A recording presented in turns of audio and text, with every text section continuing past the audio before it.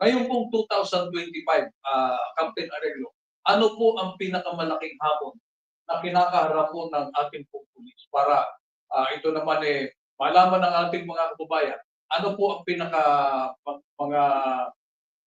malaking hamon na haharapin po ng inyong tanggapan ngayon pong 2025? Para sa lahat, ang malaking hamon na harapin namin sa kapulisan dito sa Santa Fe ay yung incoming na national and local election na ito ang pinaghandaan talaga namin sa mga kapulisan at saka sa CCW10 or Force Multipliers. Kasi gusto namin na mas zero crime incident talaga ang Santa Fe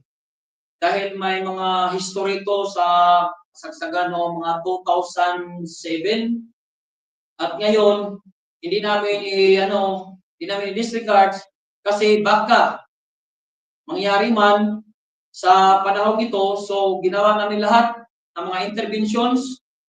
checkpoints, Oplan Bakal Sita, yung 24/7 na checkpoints at saka yung may mga outpost tayo na nakatalaga ang mga pulis at saka CCW natin. At pinaigtingan ko po sa mga personnel namin at sa CCW na gabi-gabi at madaling araw magro-robing para mapanatili natin ang